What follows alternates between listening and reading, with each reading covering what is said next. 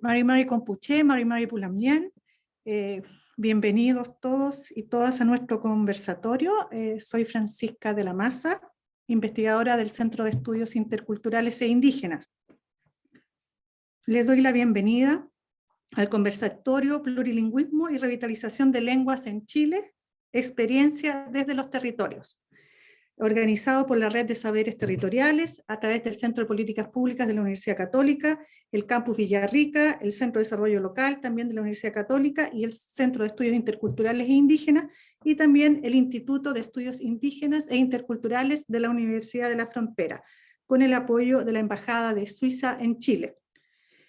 Con esta red buscamos articular actores públicos, privados, comunidades locales, academia y organismos de cooperación internacional, con el objetivo de generar nuevos espacios de vinculación, formación y desarrollo local, territorial e intercultural en Chile.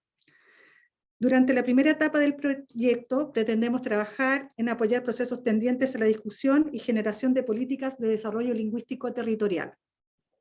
Saludamos a todos y todas quienes nos acompañan esta mañana, a nuestras autoridades, al jefe de misión adjunto de la Embajada de Suiza, Christophe Botó, al director del Centro de Políticas Públicas, Ignacio Irarrázaval, al director del Campus Villarrica, UC, Gonzalo Valdivieso, y al director del Centro de Desarrollo Local, también de la Universidad Católica, Gonzalo Salazar.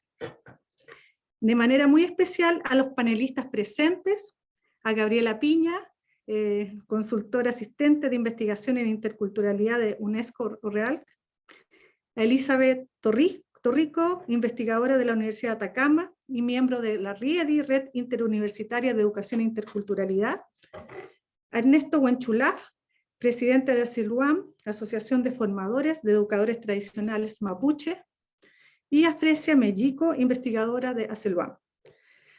Saludamos también a todos y todas las asistentes, quienes pueden hacer sus preguntas y o comentarios a través del chat.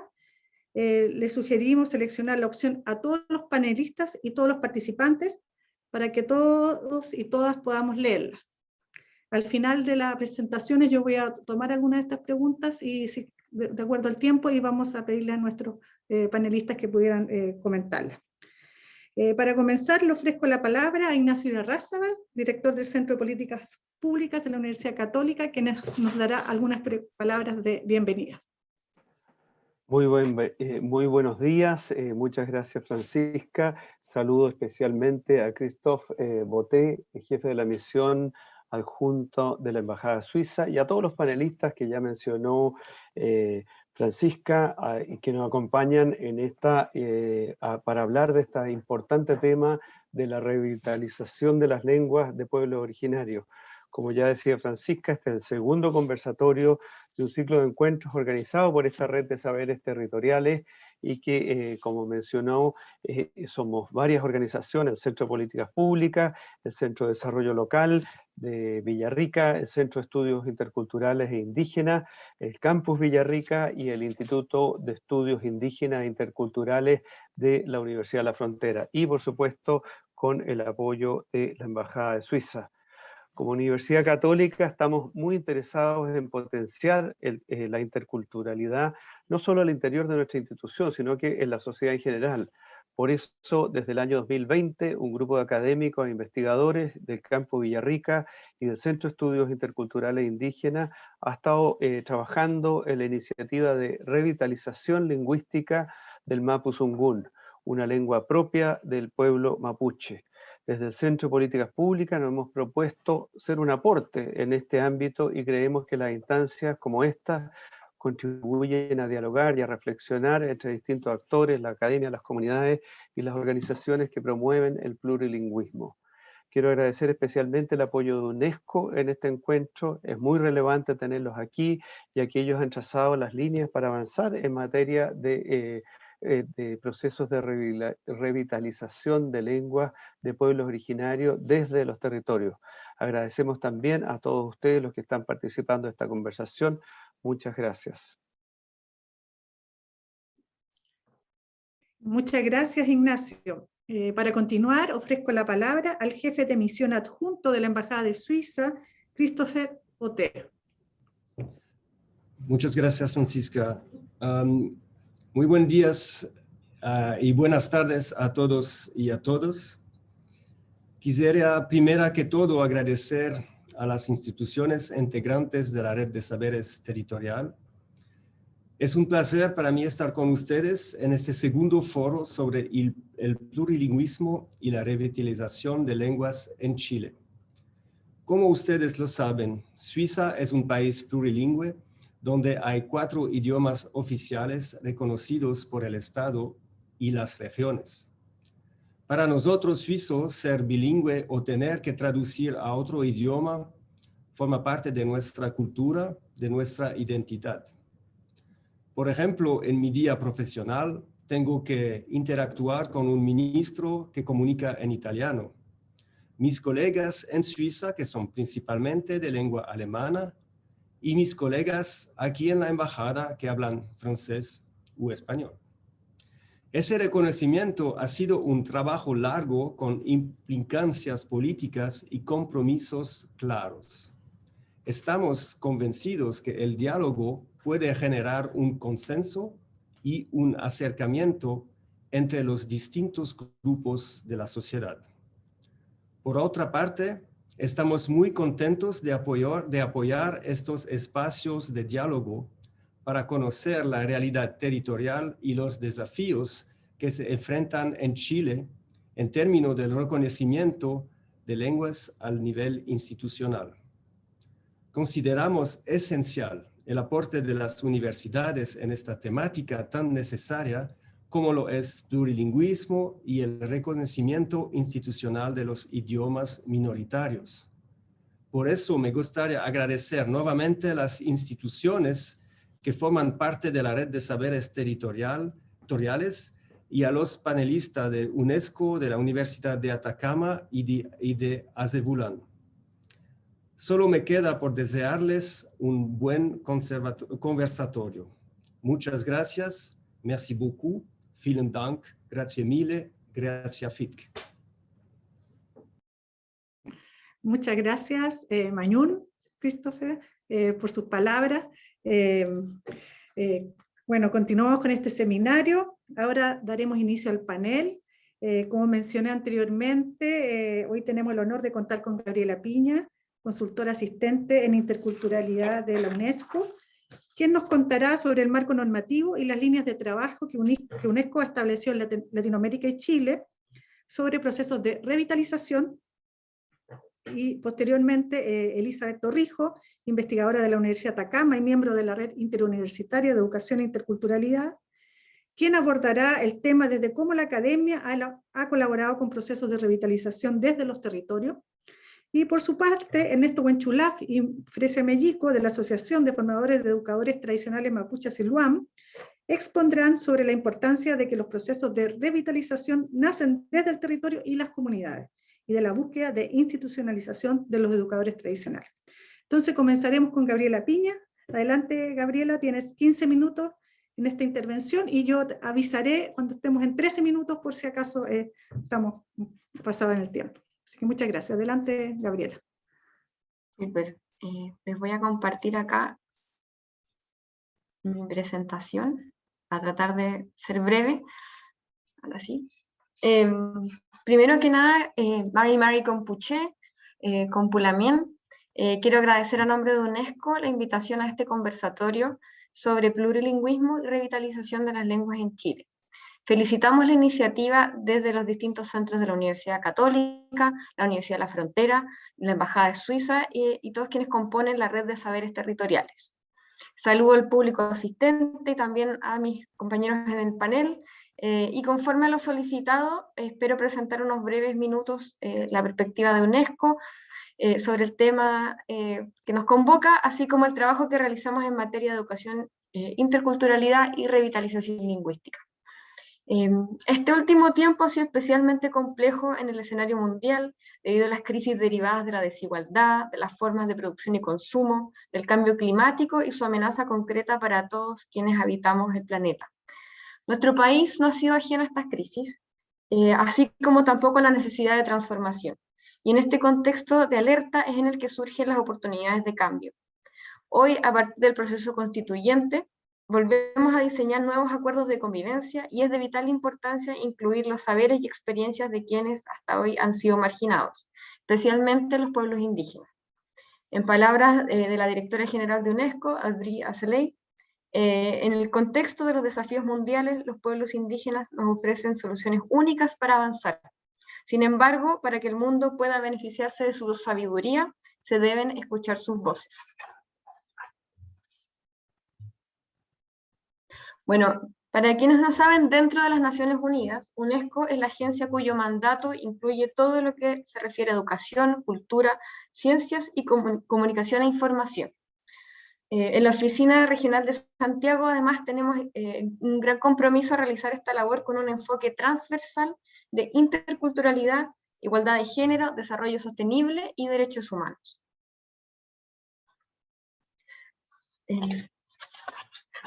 Así como el quehacer de todas las agencias de las Naciones Unidas está guiado por la Agenda 2030, que busca avanzar hacia el cumplimiento de estos 17 Objetivos de Desarrollo Sustentable.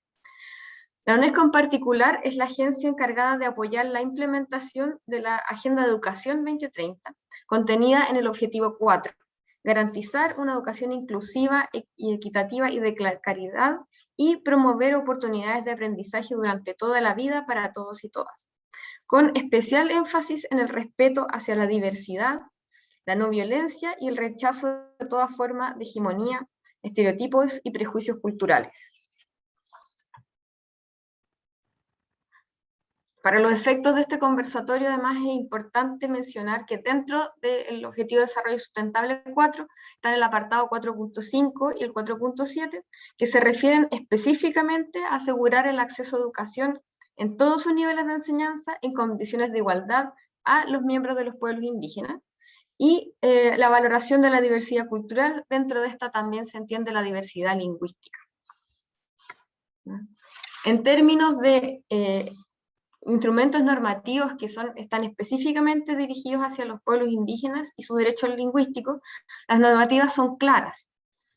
Y asimismo, está la Declaración de las Naciones Unidas sobre los pueblos indígenas, que consigna su derecho a revitalizar, utilizar, fomentar y transmitir sus lenguas, sus sistemas de tradiciones orales, sus cosmovisiones, para cuyo cumplimiento la educación juega un papel fundamental.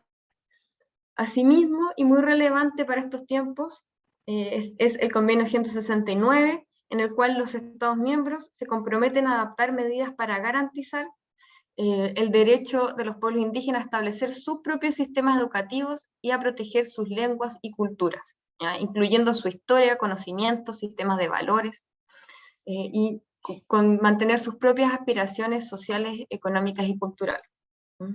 Otros instrumentos normativos, como por ejemplo la Declaración de los Derechos de los Niños, Niñas y Adolescentes, resaltan como principio fundamental la no discriminación y el derecho a tener una identidad, a pertenecer a una cultura, a compartir un idioma y a mantener relaciones familiares, lo que es especialmente importante para niños, niñas y adolescentes indígenas. Sin el derecho a la identidad no hay derechos. El año 2016, la Asamblea General de las Naciones Unidas aprobó la resolución que proclamaba el 2019 como el Año Internacional de las Lenguas Indígenas. Esto sobre la base de la recomendación hecha por el Foro Permanente para Cuestiones Indígenas, que alertó sobre el peligro de desaparición del 40% de 6.700 lenguas que se calcula que se hablan en el mundo, muchas de ellas habladas por los pueblos indígenas. Por eso que ese año se buscó concientizar sobre la importancia de las lenguas indígenas, así como fortalecer los instrumentos normativos que las resguardan. En esta instancia, además, se constató la necesidad de dedicar una década completa a la promoción y el fomento de las lenguas indígenas, así como al mejoramiento de la calidad de vida de quienes las hablan.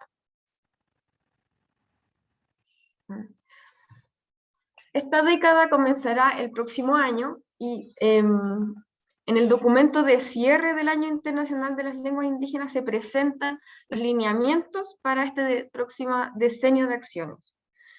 Aquí se destaca la centralidad de los pueblos indígenas y que tiene como lema: nada para nosotros sin nosotros. según el principio de la libre determinación, el derecho a utilizar, desarrollar, revitalizar y transmitir a las generaciones futuras, de forma oral o escrita, las lenguas que reflejen ideas y valores de los pueblos indígenas.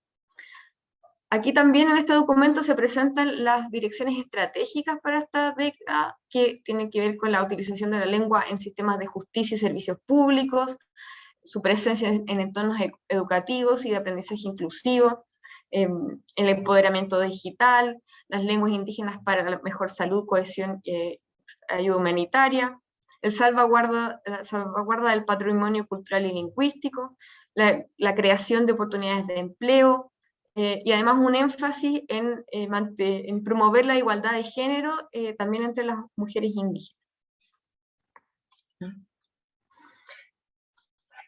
En términos de políticas públicas, la revitalización lingüística implica un gran desafío, y aquí desde UNESCO nosotros levantamos la importancia de acciones como las siguientes: al reconocimiento oficial de las lenguas indígenas, la realización de diagnósticos de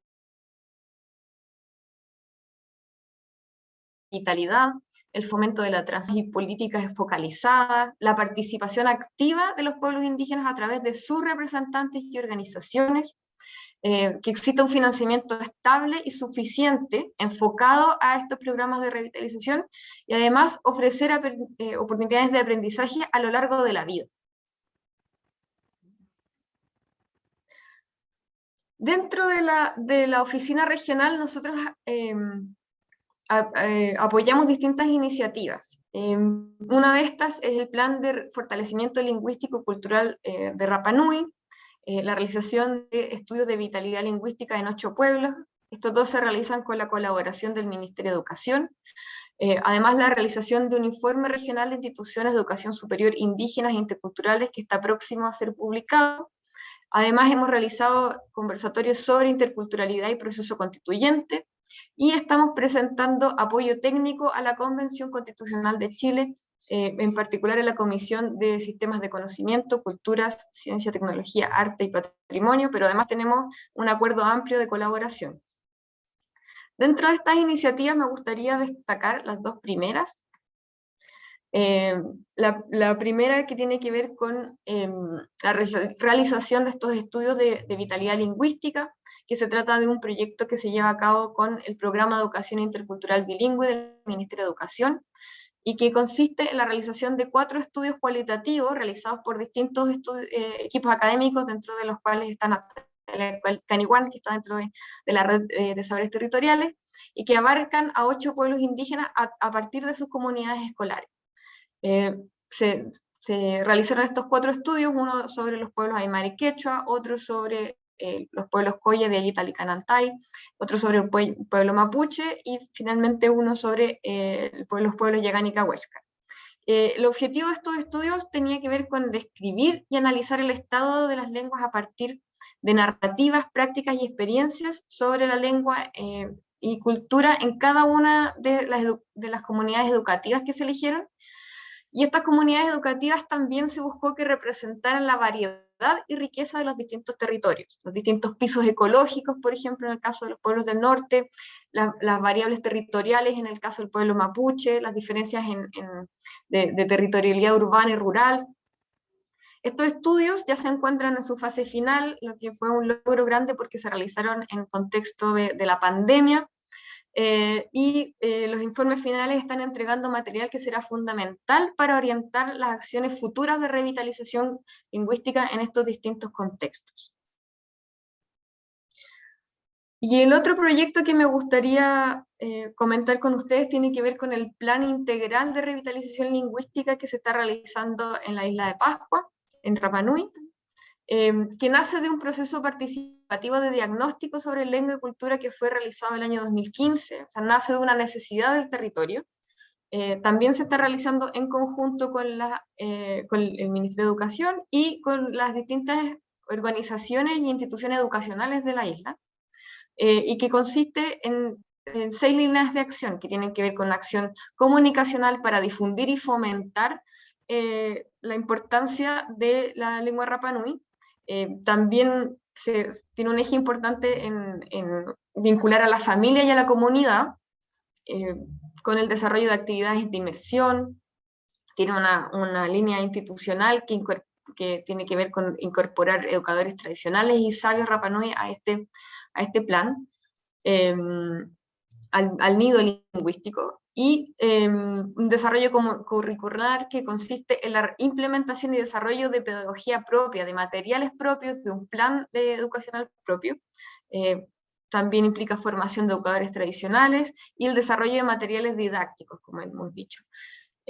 Esto también es un plan que se considera que pueda tener una continuidad en el tiempo, ya que hoy en día está dirigido principalmente a la primera infancia, y también está llegando un poco a un cierre de una etapa, y próximamente también publicaremos los resultados de esta experiencia, las conclusiones, los aprendizajes, con la idea de que haya una posibilidad de replicabilidad para los distintos pueblos.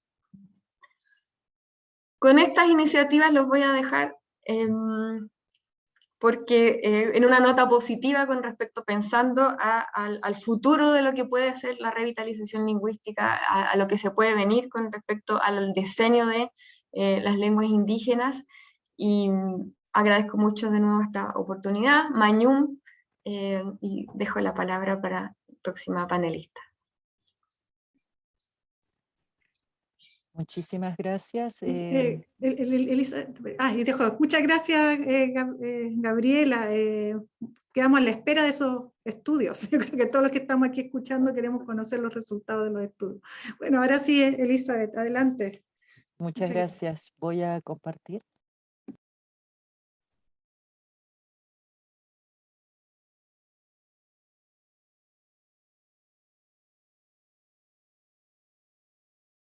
¿Me dicen si se puede ver?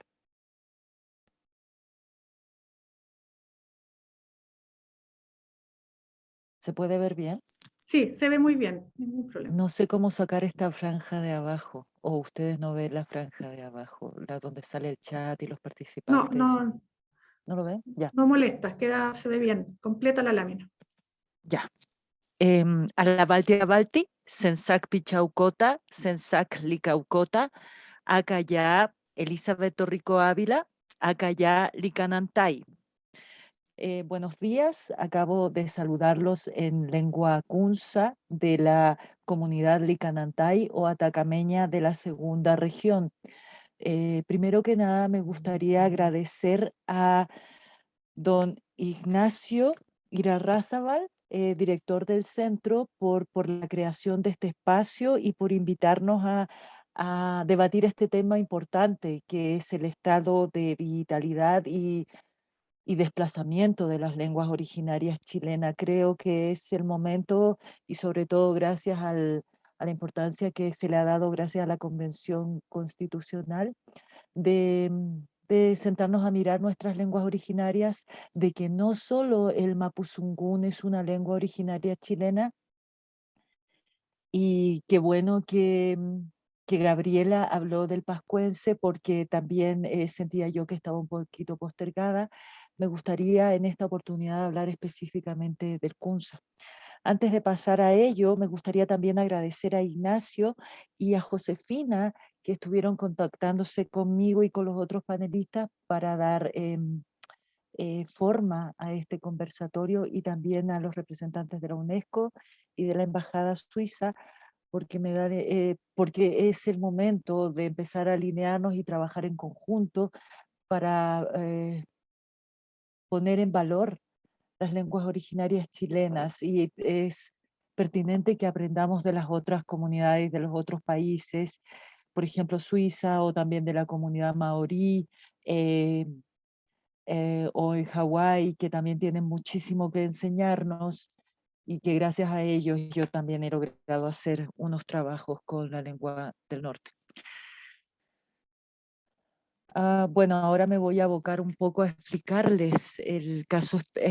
Perdón. Antes de eso me gustaría primero que nada mencionar que yo estoy aquí representando a dos entidades: a la Universidad de Atacama, específicamente al Instituto de Investigación en Ciencias Sociales y Educación de esta universidad, y a la Red de Educación Intercultural la cual me asignó la tarea. Hecho eso, ahora me aboco a mi presentación, a la que ustedes pueden ver en esta lámina. Creo que tengo problemas de conexión, me van diciendo. Básicamente, me gustaría hablar acerca del paisaje lingüístico, pero del norte de Chile. En este espacio, nosotros originalmente teníamos 2 lenguas indígenas, el Kunza, que estaba esparcido en lo que actualmente es la segunda y tercera región chilena, y el Cacán, tercera y cuarta región, el Cacán de los Diaguitas, el Kunza de los atacameños Licanantay y de los Collas de la tercera región. Estas lenguas eran habladas por estos grupos que hacían transhumancia de movimientos humanos del imperio tihuanaco y del imperio inca. Llegaron al norte chileno la lengua aymara y la lengua quechua, que convivían amigablemente ya con el Kunza y el Cacán, hasta el periodo de la colonización. En ese momento ustedes saben que ingresa o se trata de ingresar la lengua española o castellana a este territorio nortino. Sin embargo, no fueron exitosos, pero como ya los españoles conocían el quechua y el aymara por ya su residencia en el norte, en los países del norte como Perú y Bolivia, ellos adoptaron esas lenguas como lenguas francas para comunicarse con los indígenas nortinos chilenos. Entonces ya teníamos 4 lenguas en ese espacio que de a poco empezaron a postergar a las lenguas originarias locales, Kunza y Cacán. ¿A qué lenguas me refiero? Quechua, aymara, Kunza, Cacán y el castellano en el periodo de la colonización, ¿verdad? ¿Qué ocurre? Que como dije, suavemente empiezan a postergar a las lenguas originarias chilenas, a las nortinas. Luego tenemos que Carlos III solicita solamente el uso del español en los territorios conquistados por medios coercitivos. Es así como en el norte de Chile, y existen evidencias en los textos, nos informa Segovia 2015-2017, de que se azotaba a los indígenas que osaban hablar lenguas indígenas en la plaza de San Pedro de Atacama. Se les azotaba, se les sacaba el cuero cabelludo, se les cortaba la lengua. De esa forma, básicamente los indígenas prefirieron o optaron por no traspasar sus lenguas a sus hijos ni a sus nietos. Nueva forma de postergación y de poner a la lengua originaria en desuso.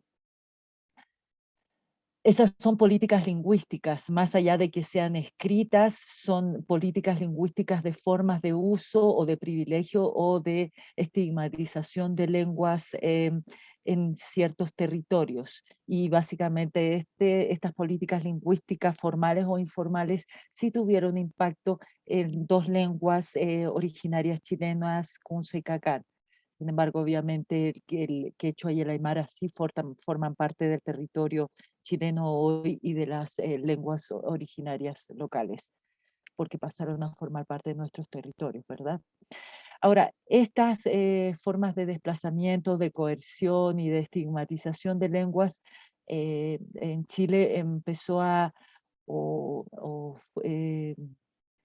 dejó de ser un problema o dejaron de estar en riesgo gracias a la ley indígena que se ingresó durante el gobierno de Patricio Aylwin, que a su vez hizo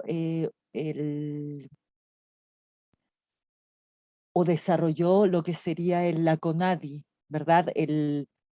La Corporación Nacional de Desarrollo Indígena, que gracias a ello se rescata, se pone en valor y se promueven las culturas y las lenguas de los pueblos originarios. Esa es la entidad que se encarga de esta labor. Y la ley indígena obviamente refuerza esta institución. Y además tenemos el convenio 169 de la OIT, que aun cuando fue firmado por los países en el mundo del año 1989, si no me equivoco, fue puesto en vigencia en Chile el 2008, que eso también nos viene a fortalecer a nuestras comunidades indígenas. Lo interesante acá es que gracias a este convenio OIT y a esta ley indígena, en los años 1990 se empieza a trabajar con las comunidades mano a mano, el Ministerio de Educación y las comunidades indígenas de Chile, para empezar a desarrollar lo que serían los primeros pasos de un currículum educativo intercultural en Chile. En estos momentos son 10 las comunidades reconocidas en el país y hasta donde entiendo el Ministerio de Educación se reunió con la mayoría de ellas para desarrollar planes y programas, contenidos significativos, materiales de estudio y lo que sea pertinente a las comunidades. La idea no era enseñar vocabulario, qué sé yo, fuera de contexto, sino que con vocabulario, expresiones lingüísticas que fueran parte de un contexto significativo. Por ejemplo, en el contexto atacameño sería la limpia de canales, el floreo de las llamas y de los animales, qué sé yo, las canciones o los ritos de agradecimiento a la Madre Tierra. Aun cuando el Ministerio de Educación trabajó con estas diferentes comunidades, este programa solamente enseña 4 o rescata y integra al currículum educativo nacional 4 lenguas originarias, que son el quechua, el aymara, el mapuzungún y el Rapa Nui. Y las razones para ello es porque estas lenguas tenían hablantes nativos, tenían una comunidad de hablantes nativos y un mayor número de comunidad indígena que podía ser parte de esta forma educativa, de este programa educativo, ¿verdad? Pero esto, y aquí paso directamente al caso Kunza, de la lengua Kunza y de los atacameños, esto tuvo un impacto negativo o tuvo una negativa recepción en la comunidad atacameña Licanantay, básicamente porque ellos estaban muy ilusionados de que su lengua iba a ser promovida en la comunidad. ¿Qué ocurre? De acuerdo a los diferentes autores, Mosny 1954, Weisse 1896, San Román 1890, la lengua kunza está extinta, pero eso es desde la perspectiva de los autores y de los investigadores occidentalizados o blanqueados.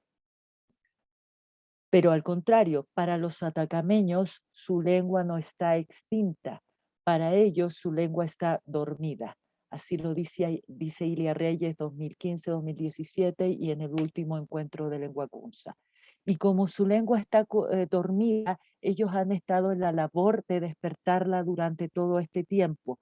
Y acá tenemos una política lingüística top-down, que fue la del Ministerio de Educación, que decía que el Kunza no es parte del programa Orígenes, porque la lengua no está viva y porque no hay hablantes de la lengua y porque el número de la comunidad es reducido en comparación con otras. Y, y la política lingüística bottom-up, que proviene de la comunidad atacameña, que dice, ok, nosotros, ustedes no nos van a proveer de las instancias de revitalización y de promoción y de rescate de nuestra lengua, pero nosotros como atacameños vamos a tomar la labor de realizarlo. Y desde el 2010 ellos empiezan a tener reuniones con las diferentes comunidades atacameñas, con sus ayllú, con sus diferentes poblados, Caspana, Peine, Toconao, y empiezan a solicitar el respaldo para la creación del Consejo Lingüístico Kunza.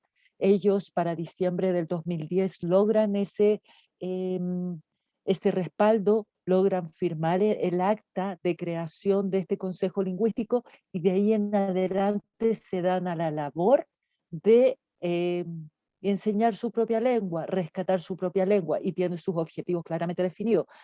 conocer todo lo que se sabe de la lengua, rescatar su lengua, promover su lengua y trabajar con los cultores tradicionales y los educadores tradicionales.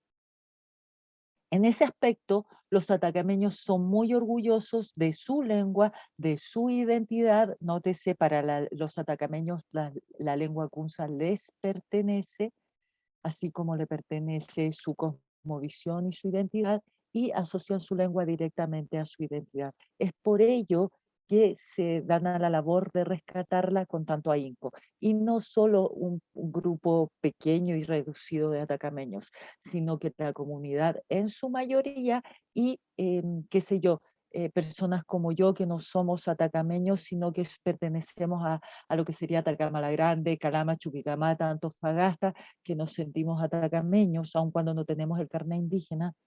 Y en mi caso específico, yo soy una profesora de inglés con un doctorado en lingüística que iba asociado a la promoción del inglés, pero como soy parte de esta comunidad y me siento parte de ella, pienso que y desde ahí en adelante tomé como función ser parte del apoyo al rescate de la lengua kunza.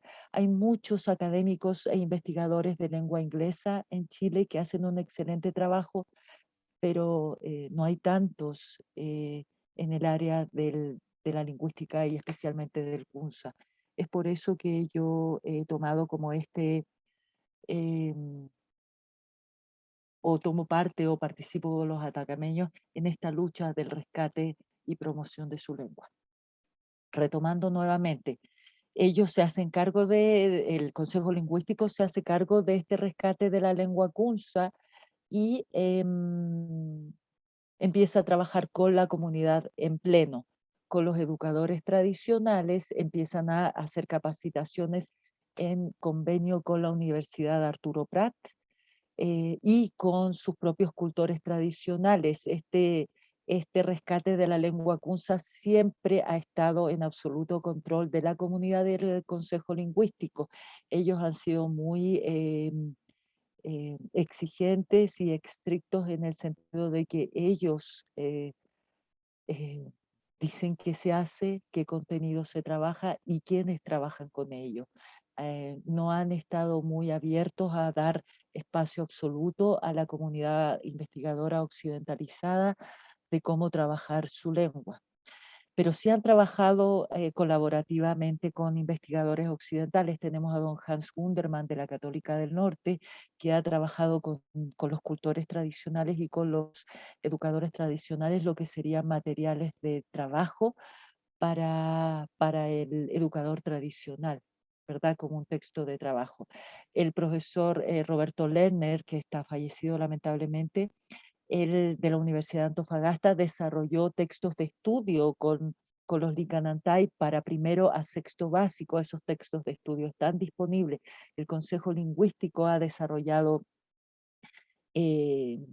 libros que rescatan la toponimia local, que rescatan el vocabulario por medio de un grafemario, que ambos libros han sido validados por la comunidad atacameña, han tenido sus reuniones, sus consejos, sus encuentros en los que tratan de ponerse de acuerdo acerca del kunza que están enseñando a la comunidad en general y a sus niños. Elizabeth, si puedes ir cerrando, por favor. Ok, voy ya creo que en el tiempo.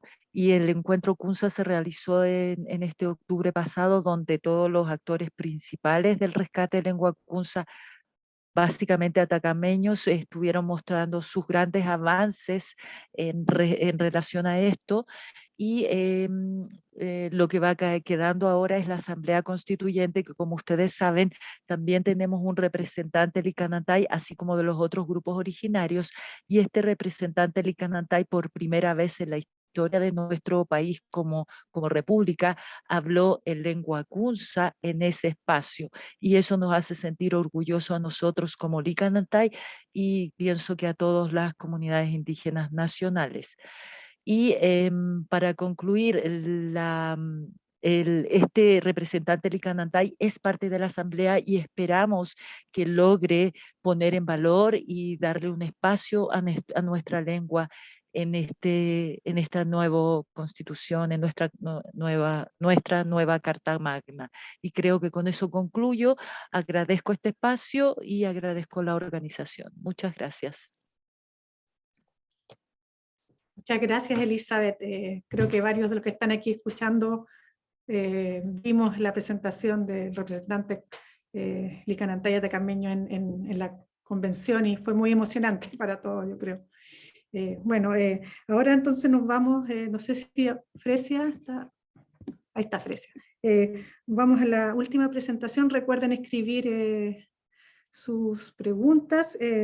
Don Ernesto Huenchulaf y Fresia Mellico, adelante, por favor. 15 minutos, yo les aviso un poquito cuando están en el tiempo.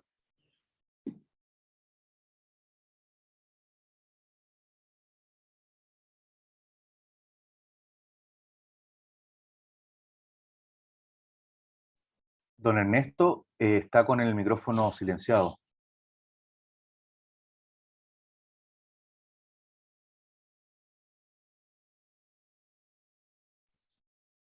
¿Ahora? ¿Sí?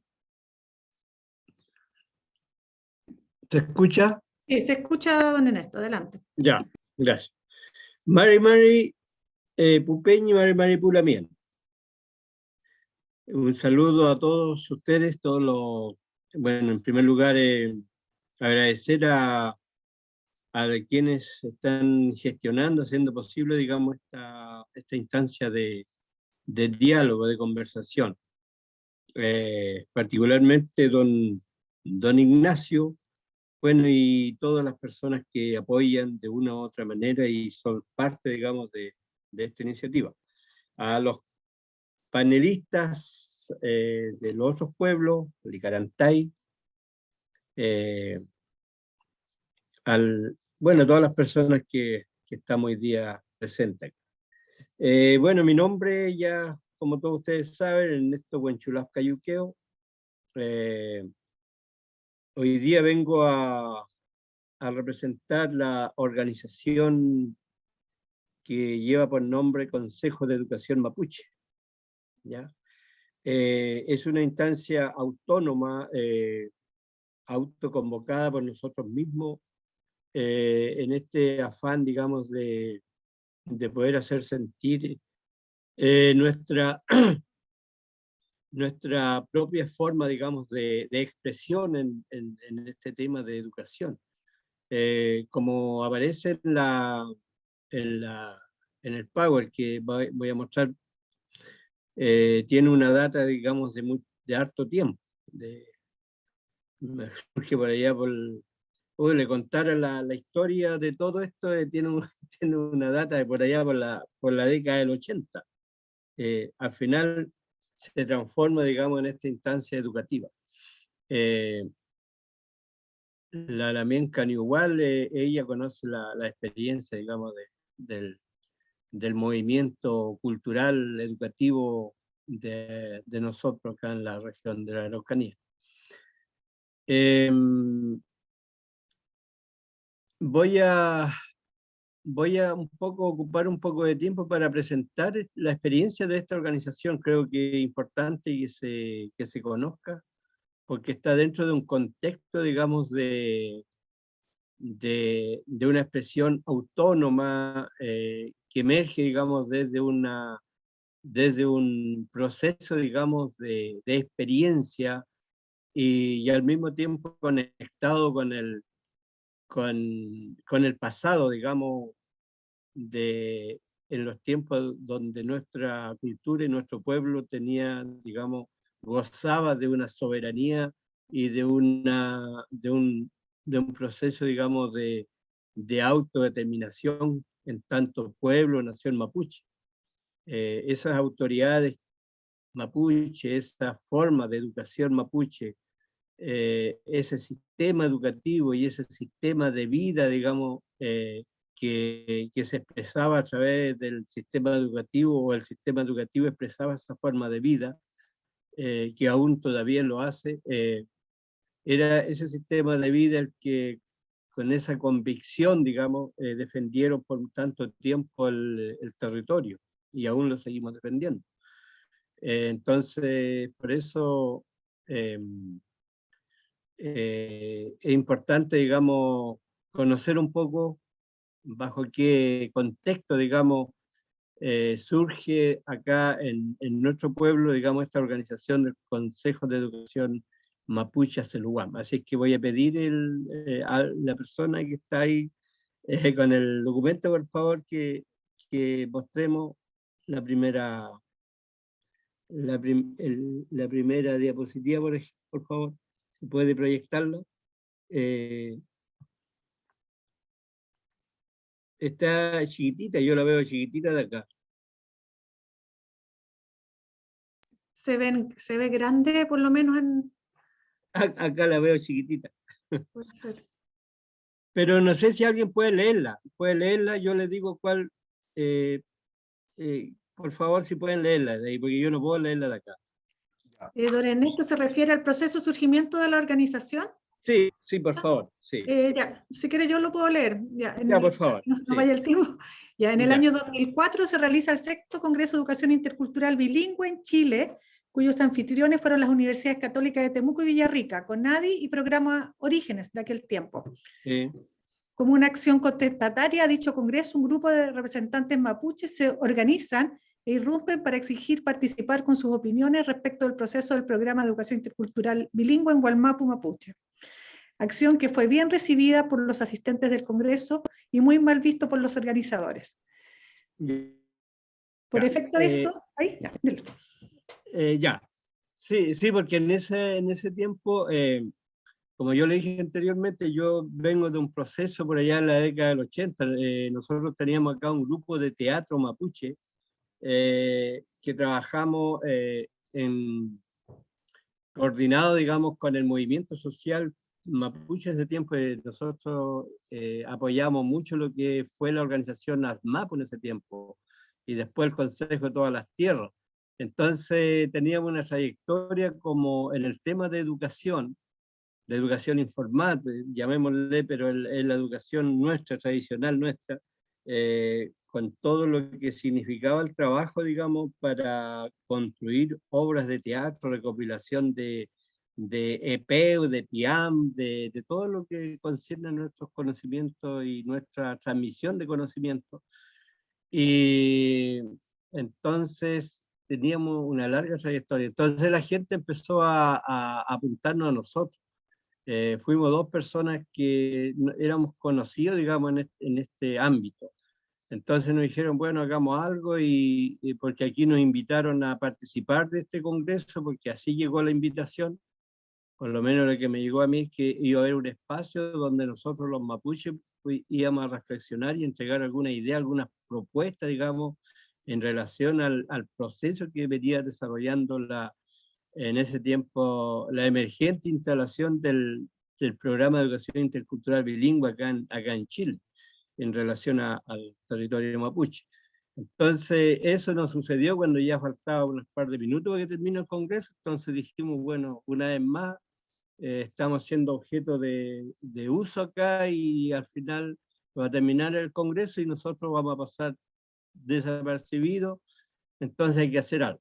Y ahí fue que dijimos, ya hicimos una carta, leímos una carta, y de ahí nos tomamos el asunto del congreso, fuimos a leer la carta, y de ahí se armó la revuelta, como se dice, ¿no? Y ahí fue que surgió esta idea de autoconvocarnos en una reunión donde nosotros los mapuches, tuvo bien eso porque nos hicieron despertar. Nos despertamos y dijimos, ¿y por qué nosotros estamos siempre esperando que otros nos organicen, y por qué nosotros no nos organizamos? Si nosotros tenemos capacidades, ya nos enseñamos, ya aprendimos a leer y a escribir, por lo tanto ahora usemos esa herramienta, digamos, para hacer algo por nosotros y para nosotros. Así es que así fue que se hizo ese trabún después en Villarrica. Por favor, desde ahí en adelante podamos la segunda parte del texto. Sí, eso salía que se habían hecho el trabún en Sí. Villarrica, formado la comisión, y que después en junio del año 2009 fue convocada esta comisión por el programa de educación intercultural bilingüe, Sí. a una reunión para que actúe como contraparte mapuche. Sí, sí, esa fue para definir una la reunión moción. en Santiago. En Sí, Santiago, exactamente. donde también vinieron todos los pueblos, representantes de todos los pueblos indígenas de Chile, porque fue un trabajo, una iniciativa del Mineduc, del PIB del Mineduc. También estaban presentes todos los representantes, digamos, los consejeros nacionales de los pueblos indígenas del país.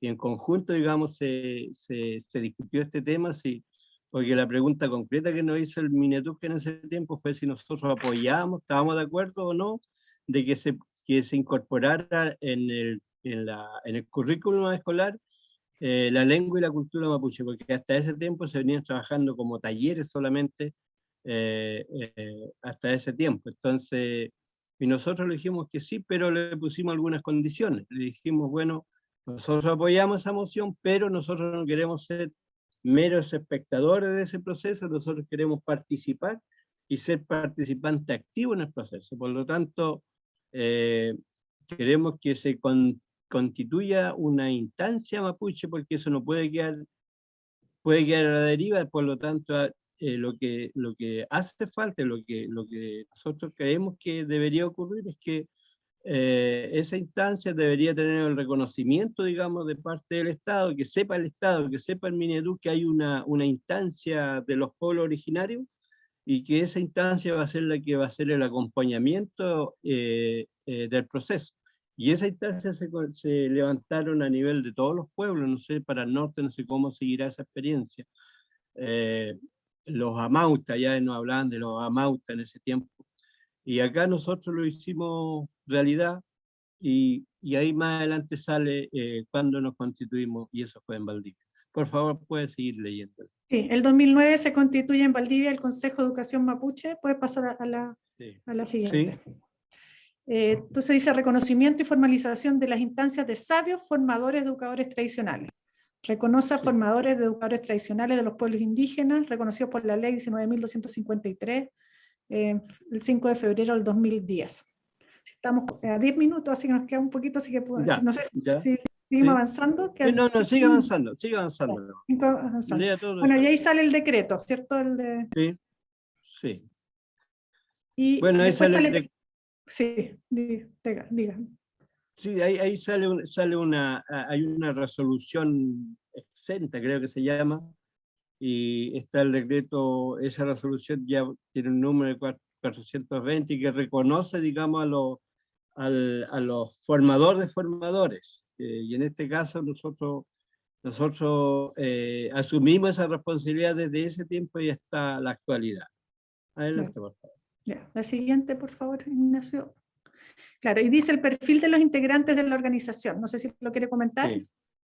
Sí, por favor. No, usted misma, por favor, para avanzar más rápido. Cada integrante vive en contexto comunitario, en el LOF Mapu y en diferentes identidades territoriales. La mayoría de los integrantes de Azulúan son autoridades ancestrales, Lonco, Machi, Sugu, Machife. Son líderes naturales, apoyan y acompañan a las autoridades ancestrales en sus territorios y sus ceremonias espirituales.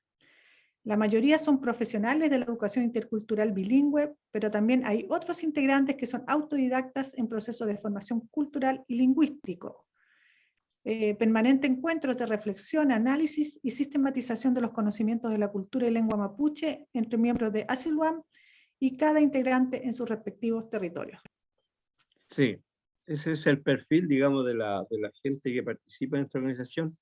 Quiero destacar, igual que esta organización, nosotros, para los que no tal vez conocen, digamos, mucho la realidad acá, nosotros estamos distribuidos acá en el sur, en lo que hoy día es muy nombrado la macro zona sur, por otros temas, desde el Biobío, la región del Biobío, la Araucanía, los ríos y los lagos, ¿ya? 4 regiones.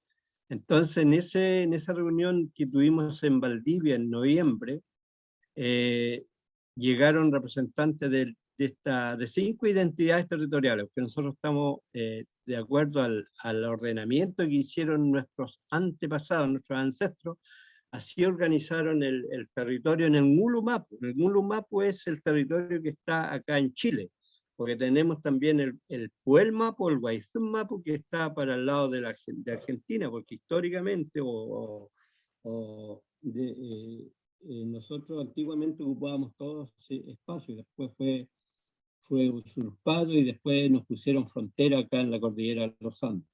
Entonces aquí concurrieron las 5 identidades del Gulumapu, que es decir, los Pehuenche, los Lapquenche, los Danche, los Huanteche, los Huilliche.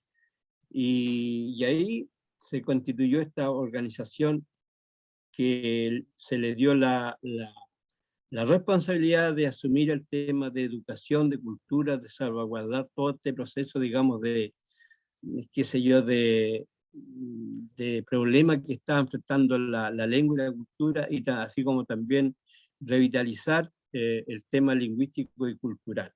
Y ser la contraparte política y técnica en este proceso de instalación de la educación intercultural o de la lengua y la cultura en el currículum escolar. Es por eso que nosotros asumimos como función el tema, digamos, de la constatación o de la acreditación de los educadores tradicionales, quienes imparten lengua y cultura en las escuelas de nuestro Guaymapu.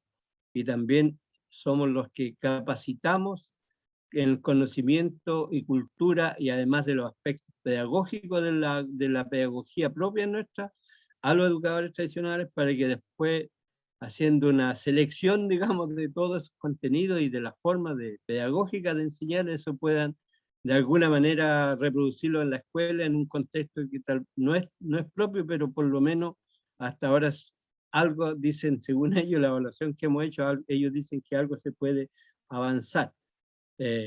Eso. Continuamos. Don Ernesto, estamos en la hora, entonces no sé si quiere comentar algo más y le pasamos a la palabra a Fresia. Bueno, ya. No, yo creo que ya de mi parte quedo hasta acá. Después puedo ir complementando la medida que... Gracias, porque ya. tenemos algunas preguntas también que quisiéramos Ya. a ver si alcanzamos a plantear. Entonces le damos la palabra a Fresia. Muchas gracias, Mañón. Feliz. Mañana. Si puedes dejar de compartir, por favor, Ignacio. No, mejor que no. ¿Ahí? ¿Así? ¿Fresia? En realidad sí. Mari, disculpen, me costó un poco poder conectarme, así que al principio estaba como atrás de pantalla. En realidad, yo creo que lo importante de decir acá es en la última parte de la diapositiva que teníamos ahí presentando. Pero sí, el trabajo, no voy a comentar mucho, va a ser corto lo mío. El trabajo que nosotros hacemos como ACELOM, yo soy nueva en la organización, es en realidad más bien salvaguardar la lengua originalmente como es, porque al día de hoy el mapudungún, si bien se podría decir que se está revitalizando en diferentes ámbitos, pero hay mucha, digamos que está muy contaminada de muchas ideologías que no forman parte del pueblo mapuche, ¿me entiende? Entonces, el trabajo nuestro como ACELUAM, lo que nosotros vemos en los educadores cuando hacemos las contrataciones es ver esa parte, como tratar de sacarle la parte occidental que el mapudungún tiene hoy día, ¿ya? Que es un problema en el sentido de que si hablamos de, por ejemplo, oficializar el mapudungún, hay una serie de problemas que nos trae en el sentido de que el mapudungún sería como uniformado, se perdería ya en una serie de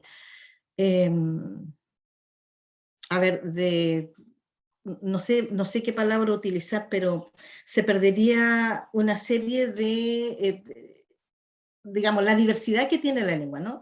El mapudungún es una lengua que tiene tiene dialectos, digamos, tiene muchas variedades dialectales, y en el caso de oficializarla, se perdería esa riqueza que tiene, esa variedad dialectales. Y en ese sentido también se perdería el mapudungún tal cual es. O sea, hoy día tenemos una serie de mapuches hablantes, pero que a través del Mapudungun, por ejemplo, se enseñan religiones que no forman parte de la cultura nuestra. Se pierde mucho Quimén, digamos, todos los conocimientos mapuches se van perdiendo, poco a poco. Y ahí ese es el peligro que nosotros vemos en este tema de oficializarla, y tratamos de salvaguardar, y el trabajo nuestro va hacia allá, digamos, apuntando a cómo cuidar esa parte del Mapudungun, ¿ya? Y eso no podría comentar mucho más, entonces vamos... Sí, muchas gracias, Precia. Interesante su comentario y creo que también ahí que lleva también en la discusión. Así que, bueno, primero agradecer las presentaciones. Tengo algunas preguntas aquí, voy a hacerlas y si pueden, por favor, responder relativamente breve para que alcancemos un poco a este diálogo. Quizás quería, y voy a unir algunas, y pusieron otras que no las alcanzo a leer, pero ahí después las voy a revisar. Elizabeth, quería como dos preguntas que están relacionadas al quehacer universitario. Bueno, preguntan la posibilidad de incorporar optativos en los currículos universitarios de lenguas indígenas, lengua originaria, y también si hay interés o no respecto a potenciar el vínculo también de personas que viven en la zona central y cuyos abuelos viven en Perú o Bolivia y que son hablantes de quechua y aymara. O sea, por ejemplo, ese es un tema que no sé si si se está abordando de la universidad o de las políticas públicas. Entonces, esas dos preguntas dejo, Elizabeth, para si puedes contestar, por favor, brevemente. Sí, la primera pregunta en relación si es que se está abordando esto de ingresar las lenguas originarias al currículum nacional, eso ya está ocurriendo de diferentes maneras. No olvidemos que la nueva propuesta de la nueva ley de universidades incorpora el concepto de interculturalidad y que es algo de lo que debemos hacernos cargo los investigadores. Y la universidad en su completo, no solo el área de investigación, sino que la academia y la área de administración. Entonces se han creado diferentes eh, entidades. Por ejemplo, en la Universidad de Atacama hoy se creó una mesa de interculturalidad que está a cargo de los grupos originarios con su cultura y sus lenguas y de la migración. Ahora, en relación al currículum, si es posible incluir la lengua, esto ya está ocurriendo en la Universidad de Concepción, en la Universidad de la Frontera, en la Universidad de Temuco, ya se están enseñando estas lenguas. La Universidad de Atacama tiene un investigador de lengua aymara. Yo estoy enseñando el Kunza en la Universidad de Atacama. Ya de a poco se está ingresando el tema de la lengua a nivel universitario y no olvidemos que hay universidades a lo largo de Chile, que son pocas, pero hay que están introduciendo o que tienen el programa de educación intercultural bilingüe en el que capacitan a profesores, cultores tradicionales, ¿sabes? Que son indígenas que tienen la pedagogía, pero que además le tratan de hacer una capacitación. Eso lo está haciendo la Universidad de Arturo Prat.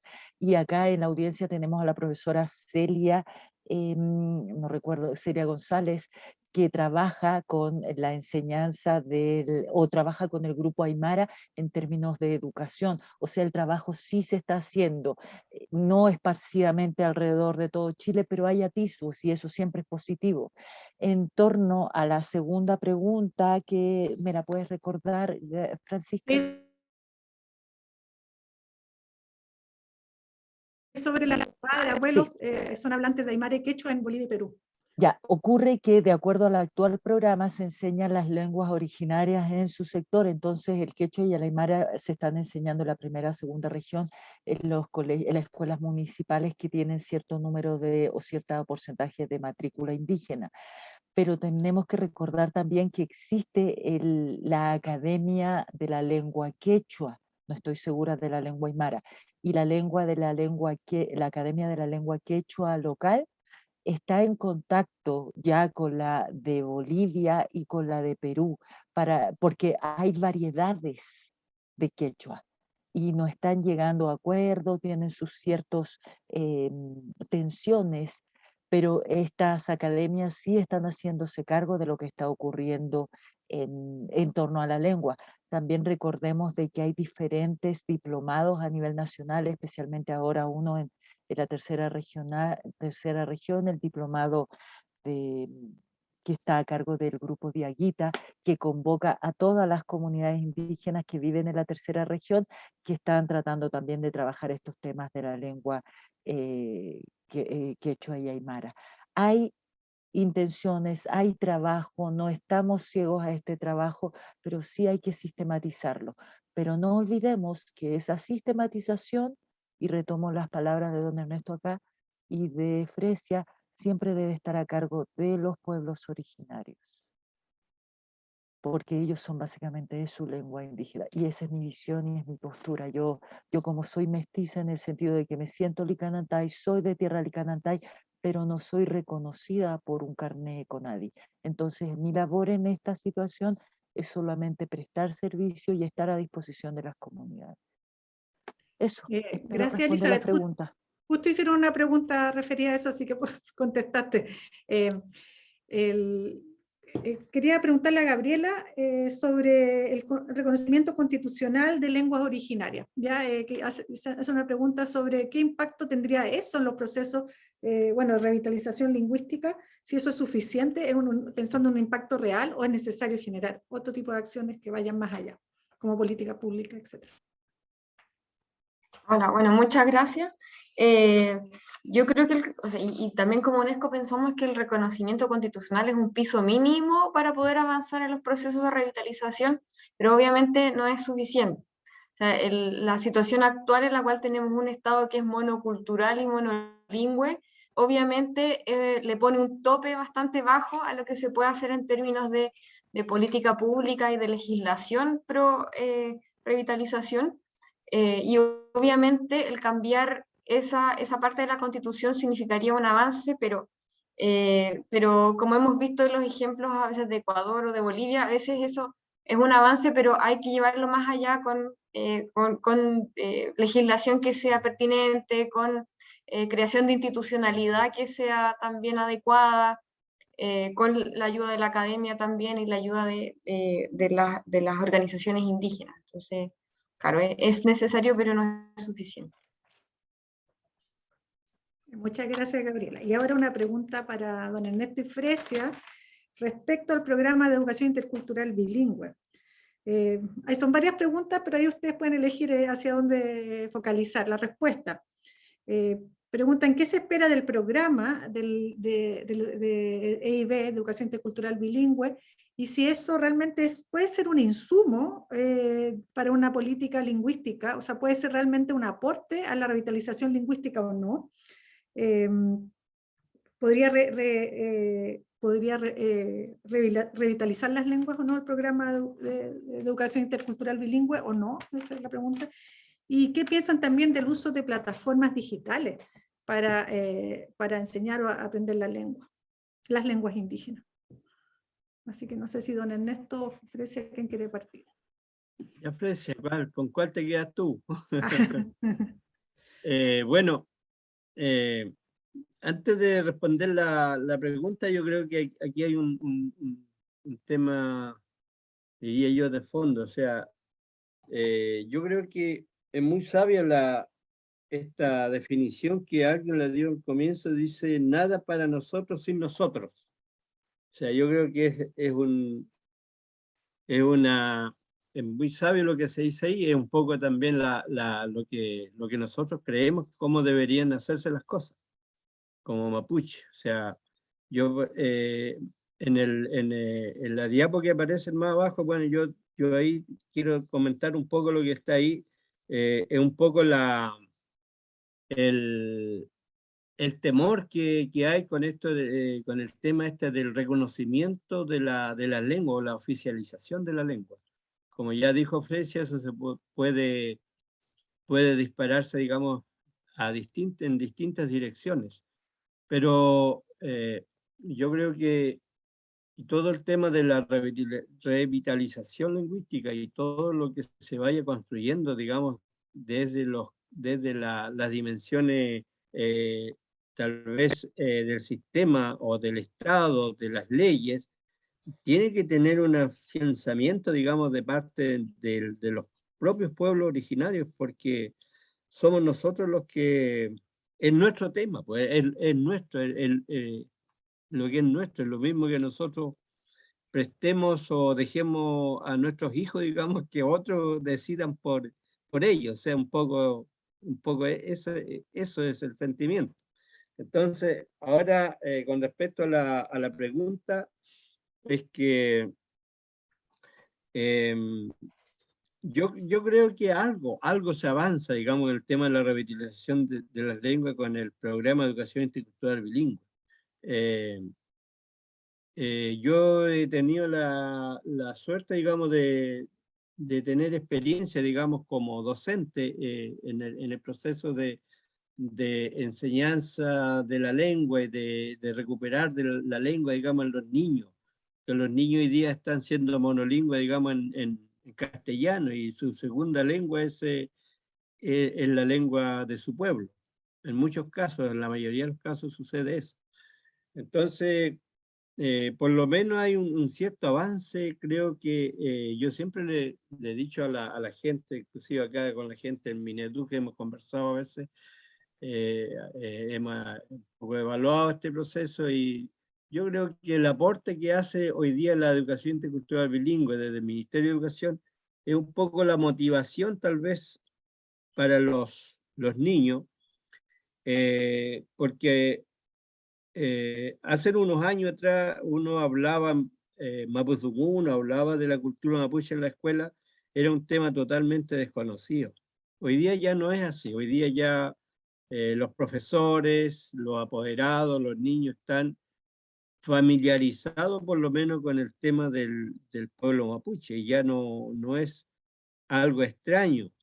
Yo cuando empecé a enseñar lengua en una de las escuelas, cuando yo le hablaba en Mapudungun a los niños, se reían de, no sé si se reían de mí o se reían o le causaba risa, le causaba gracioso, yo creo que escuchar sonidos que no estaban familiarizados. Y se reían, yo lo entendía como niño, bueno, pero después fueron familiarizándose y después ya no sucedió eso. Y después ya fueron asumiendo ellos mismos. Ellos mismos fueron hablando algunas cosas y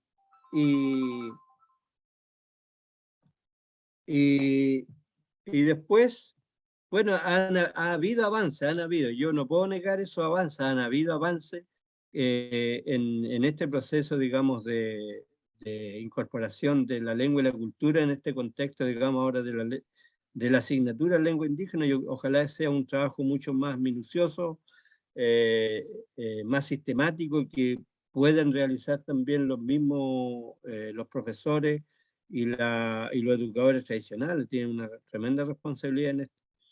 Entonces, pero también es un gran desafío. Nosotros siempre hemos estado inculcando a los educadores que tienen que irse especializando, digamos, en el tema, en su trabajo, en su rol, en su función como educador. Y para eso tienen que hacer procesos, digamos, tal vez ellos mismos de inmersión lingüística en muchos casos, porque igual es una realidad que la lengua mapuche cada vez va bajando más el nivel, digamos, de quienes lo hablan y cómo lo hablan, el dominio de la fluidez del idioma. Entonces, pero para eso el mismo sistema propio mapuche intracultural ha creado, digamos, y nosotros, yo soy autoridad ancestral al mismo tiempo, aparte de hacer todo este proceso, digamos, de participar en esta instancia de IB. Soy autoridad ancestral, entonces uno aprende, uno siente la lengua y le encuentra sentido a la lengua. Y como que a uno lo ponen como en otra dimensión, digamos, de uno mismo, cuando uno, digamos, está en un contexto propio, cuando estamos en un contexto intracultural, donde todos estamos hablando, por ejemplo, del tema de, yo soy Ñiyatufe, cuando estamos organizando el Ñiyatún, y lo hacemos en nuestra lengua, es increíble cómo uno se conecta,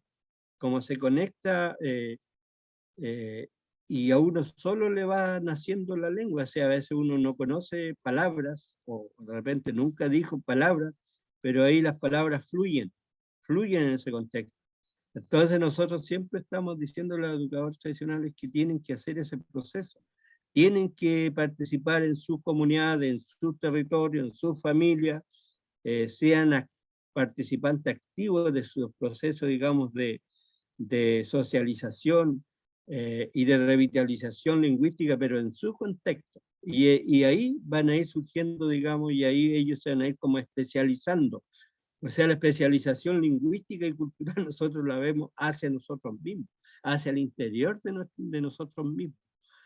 Por eso que muchas veces, la gente piensa que para aprender lengua tiene que, qué sé yo, si hay una universidad que tiene un diplomado o ofrece alguna instancia, digamos, de formación, va a ir a aprender allá. Claro, igual va a aprender, pero lo fuerte, digamos, de nuestra lengua está en nosotros mismos.